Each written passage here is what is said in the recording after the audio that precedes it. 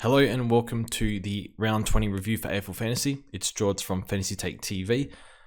This week we had a pretty good week again, so slowly climbing the ranks. I think we're making up 300 spots every round. It feels like the last month or so, which has been good.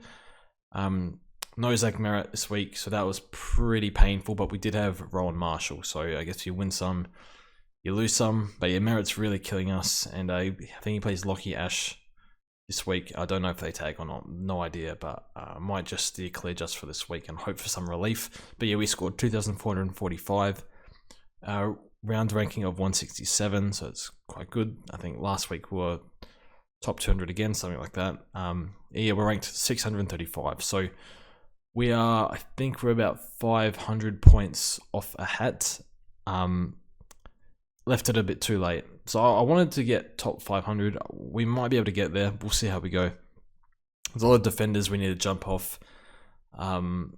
Midfielders we need to jump off as well. Still got Ben Keys. He's had a role change. And forward line I'm happy with. So our trades for this week, we traded George Hewitt for Tom Stewart. So we held Hewitt thinking he'd, back soreness, he'd be 1 week. Again, back soreness, you never really know, but you're not surprising that it was more than one, so he's probably going to be out next week. Must trade, so get rid of him. Probably should have traded last week, but is what it is. And we traded Hollands to Ware. So instead of going to 190k, which we probably should have done, we went to Elijah Hollands, and I'll explain why. Because we held Stephen Cornelio, and it actually worked. So Connor McDonald outscored the player we were going to trade in, which would have been Tim English. A bit surprising, but I'm sick of using injury trades. I want to make the team advance. I was just hoping maybe I can get a decent score from a rookie. Connor McDonald had a 5-round average of 70, so I'll take a 70 and then be a little bit worse off this week and be better next week. And hopefully that's how it goes. So yeah, we hold Cornelio, and we wanted to loop McDonald and Hollands together. So we just took Connor McDonald. So fortunately we had a loop there. So very happy with that. But yeah, I think the team looks okay. So defense got issues because Sicily wasn't getting kick-ins. It might restore next week. It wasn't looking for those plus sixes in the back line much. They were just using Hardwick a lot down back, which is very annoying. And Scrimshaw as well. I think even Scrimshaw went forward for a bit. And then Sicily went forward in the last 2 or 3 minutes, but just to win the game because the game was on the line. So he's an issue. And Crisp, what's his 5-round? 82. There's a few defenders that are really good that we don't have, like a Sinclair. Redmond's been really good. Angus Brayshaw. We'll get one of them this week. So do I get rid of Sicily? Do I get rid of Crisp? I'm not too sure, but we'll see. And yeah, Doc was good. Much better for Dream Team than Fantasy than Supercoach. Dawson was solid. Shaw did well early. The thing with Short is he still gets those marks here and there, but the roll's not good. So it looks like he's going to average somewhere in the 80s. Yeah, 87 last 5. So it's not terrible, but it's not good enough. And then Stewart, I think he's got an injury game in there. So Stewart was fine, 96. I'm hoping with his fixture that he can go 100 to 110 for the rest of the year. I'd be happy with that. So yeah, defense, again, 2 issues here, and Short's an issue too, but I think Short we'll have to keep. It's too late now. Just too many injuries post-bye that we haven't been able to make the upgrades we wanted. But yeah, we captained Laird, which was the correct call. We're never going to captain Rowan, but yeah, love Rory Laird being so good for us. Still, bit scary moment. Nearly got concussed with a dangerous tackle, but he's good. So fingers crossed, no delayed concussion. Tich was really good. Mills was really good. Plays North this week, probably kills them. Neil, we got to hold. I think Neil's not top 8. I don't know, 97 5-round. Not sure. Been alright for Supercoach though. Sam Walsh, no Kennedy next week. Hewitt's probably not going to play next week either, and out indefinitely, I guess. So more CBAs for Walsh. Bit lucky because he all healthy. His CBAs are probably like 30-40%. That helps him. So very happy with Walsh, and I think he can be top 8 for the next 3 rounds. Just because he's kind of got the midfield to himself for at least 1, maybe 2 weeks with Cripps. Keys, this is good. As a Crow supporter, I'm happy that he played the role that he did. The midfield looks a bit better. He's still a good mid, but I think the mix was probably bit more suited just having Laird as the one mainstay inside mid, then complemented by other players. But yeah, he was really good, really damaging. So, but he's got to go playing forward. I think that role will continue. And Tich is one we've been trying to get rid of for weeks, but he's been okay. He's looking for a few marks, which is good. So 3-round average 105, still not good enough, but not disaster. So we have to hope that he keeps doing 110 or something, or 105.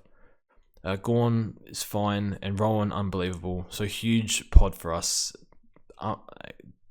Campbell was clearly bait on the team sheets, but I didn't think of it.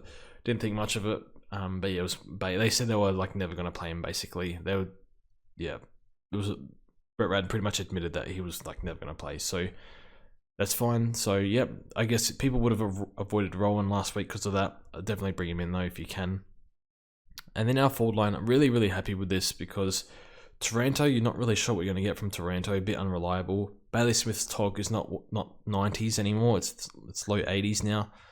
And then English is just, out of the past month, English has had one good game. So, but 2 of them were getting over concussion. So maybe he's fine. I think English will be fine. But I'm just kind of happy with what I've got at the moment. But yeah, Parker, great. Brody, 35 touches, great. And Connor Rosie. This is why I love fantasy over Supercoach now. I've been a Supercoach player, but I really enjoy fantasy because I wasn't willing to take, I don't know if you want to say punt, but I like the look of Rosie, like Darcy Cameron, I like the look of number 1 ruck roll. But in Supercoach, you need these guys to be keepers, basically. Whereas in fantasy, they might not be keepers, but they're going to outperform their price and they have a good role. So decent chance they do well.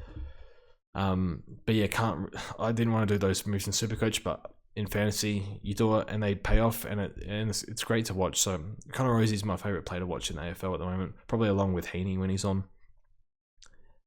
So our trades for next week, round 21, isn't it?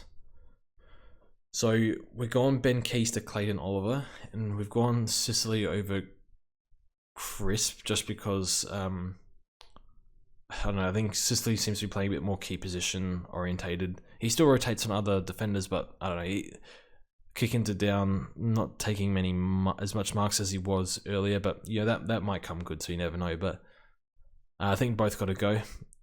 And then we'll bring in Angus Brayshaw, who's getting CBAs. And the last time he played mid, I think, back after 2017, I think it was, might have been 2018, but I think it was 2017 when he finished 3rd in the Brownlow.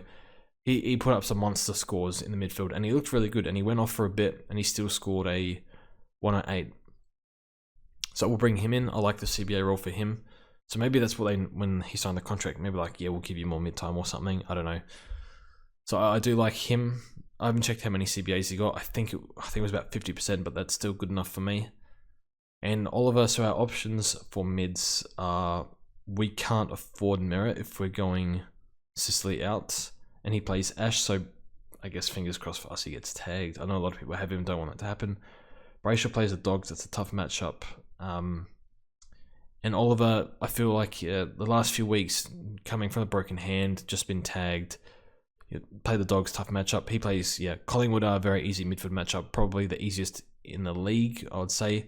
I think he's going to explode this week. And love watching Clary play, so we'll get him back. He's been one of our best picks for the year, but I had to trade him out, I guess. So bring back Clayton Oliver.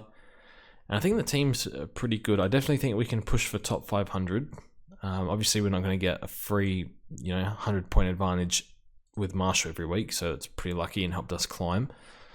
But at least we can move forward with the team. We can make 2 upgrades, fingers crossed. No delayed concussion for Steele, no other issues or anything.